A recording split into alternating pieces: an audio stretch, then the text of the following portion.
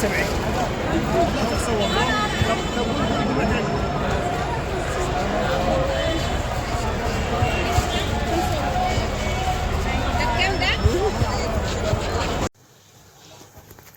عليكم، ازيكم حبايبي؟ عاملين ايه؟ كل سنه وانتم طيبين. رمضان خلاص اهو، فاضل يومين ويهل علينا شهر الخير والبركه. يا رب يجعله خير على كل الناس يا رب. النهارده بقى هنعمل الفول. انا ما بحبش اعمل الفول من بدري، مش شايفه قنوات عاملاها من شهر. انا احب اعمله كده يبقى صابح كده، اما اجي اتصحر يبقى صابح. معايا فول، جبت فول الضحى اهو، الكيس بتاعه اهو، كيس الضحى اهو. الفول نقعته من حوالي 10 ساعات، وده طلعت منه دول. الحبة المكرمشة دي ما تحطيهاش، دي مش هتستوي. وبعدين معايا عدس، كوباية عدس احطها عليها كده. ومعايا كوباية فول، فول مدشوش.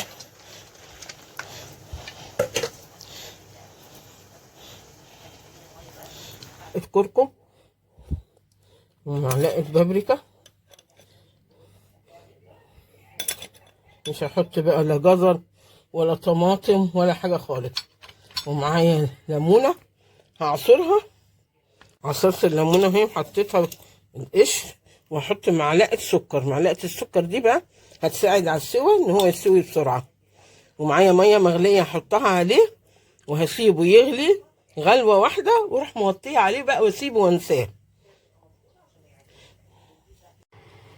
تعالوا نعمل بقى الشربات للحلويات. ده كيلو سكر عبارة عن 5 كوبايات بتوع الشاي. حطيت عليهم 4 كوبايات مية، وعصرت عليهم الليمونة دي، حطيت القشر، واقلب بقى كده من غير ما احطهم على النار. وهولع عليهم كده واسيبهم خالص، مش هاجي جنبهم. واسيبهم بعد الغليان، اسيبهم 10 دقايق كده وهطفي عليهم وهوريه لكم. بصوا الفول ما شاء الله استوى اهو خلاص زي الزبده. بصوا بصوا اللون، بصوا لونه، بصوا جميل ازاي ما شاء الله. ما صلي على النبي.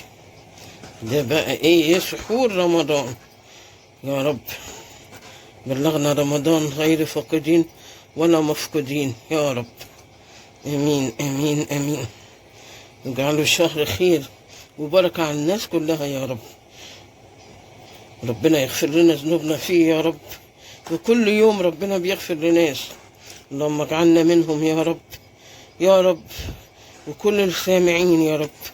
اغفر لنا ذنوبنا وتقبلنا عندك يا رب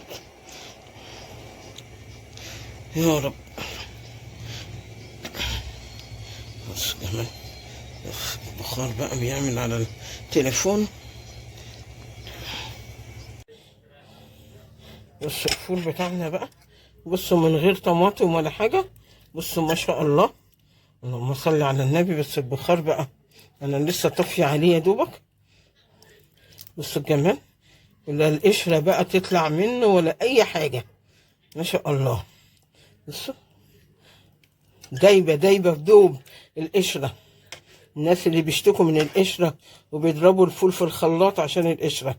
طبعا انا هشيل الليمون ده، قشر الليمون بقى هرميه خلاص. ولما يبرد هكيسه بقى واشيله.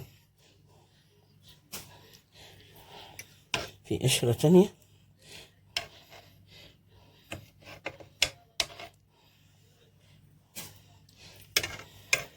وعملت الشربات اهو، حطيته في بطرمانين اهو بالليمونة، خليت الليمونة فيه اهو.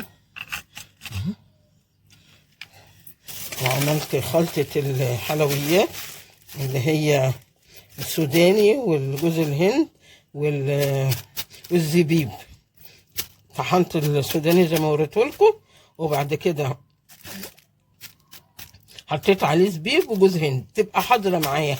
عايزة اعمل صينية كنافة، عايزة اعمل صينية جلاش، احشي قطايف، حشوة تبقى بسرعة كده، ما نقعدش لسه هنفصص السوداني ونقشره ونضربه.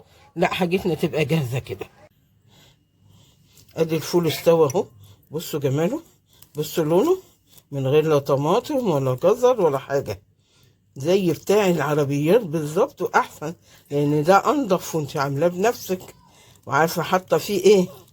بصوا الجمال ما شاء الله. وعملنا عجينة الطعمية برضو فرزناها، بس ما عملتهاش معاكم لان انا عاملاها قبل كده، اللي عايزة انزلها له اللينك بتاعها. عجينة الطعمية برضو للسحور جميلة وشهية. في ناس بتقول ما بناكلش طعمية في السحور ليه؟ ده احنا في شتاء. عملت الصلصة، صلصة الطماطم، بصوا الجمال. حضرتها برضو، دي ما صورتهاش، انا بقول لكم حضرت ايه لرمضان. كل سنه وانتم طيبين، تحضيرات مهمه لازم نكون عاملينها. وحضرت معاكم الشربات برضو في الفيديو ده، شربات الحلويات. انا مش عاملاه تقيل قوي، انا عاملاه متوسط، وبعدين هو ما هيقعد في التلاجة هيتقل شويه، فانا عشان كده ما تقلتوش قوي. وعملت معاكم حشوه الحلويات اللي هي عباره عن سوداني طحناه وعليه زبيب وجوز هند. دي تبقى حاضره معاكي كده. مليت البطرمان ده والباقي حطيته في كيس عبال ما اشوف له بطرمان. دي معاكي بقى ساعه ما تعوزي تعملي اي حلويات، معاكي العسل معمول ومعاكي الخلطه جاهزه. هتعملي في 5 دقايق صينيه الكنافه ولا صينيه الجلاش، ولا تحشي قطايف، اي حاجه من الحاجات الحلوه دي بتاعت رمضان. كل سنه وانتم طيبين يا رب، ويعودها علينا خير واحنا بصحة وسلامة يا رب، ويتقبل منا أعمالنا كلها يا رب، ويغفر لنا ذنوبنا جميعا يا رب. ادعوا كتير، ادعوا كتير في رمضان وليلة الهلال، ادعوا كتير. ربنا بيغفر لكتير ناس من كل يوم، كل يوم بيغفر لنا ذنوبنا يا رب. اغفر لنا ذنوبنا وتقبلنا عندك يا رب، يا رب، يا رب. اقبل مننا يا رب كل دعائنا يا رب، وارزقنا ليلة القدر أنا وكل السامعين يا رب. بص الفول، فول وجماله ما شاء الله، حاجة كده يعني ما وصفتش. بالألف هنا وشفا على قلوبكم. يلا أنا وريتكم بقى التحضيرات المهمة اللي أنا حضرتها لرمضان. في حاجات عملتها معاكم، اللي هو الفول والعسل والحشوة الحلويات، لكن الطعمية والصلصة أنا كنت عاملاهم لوحدي ووريتهم لكم.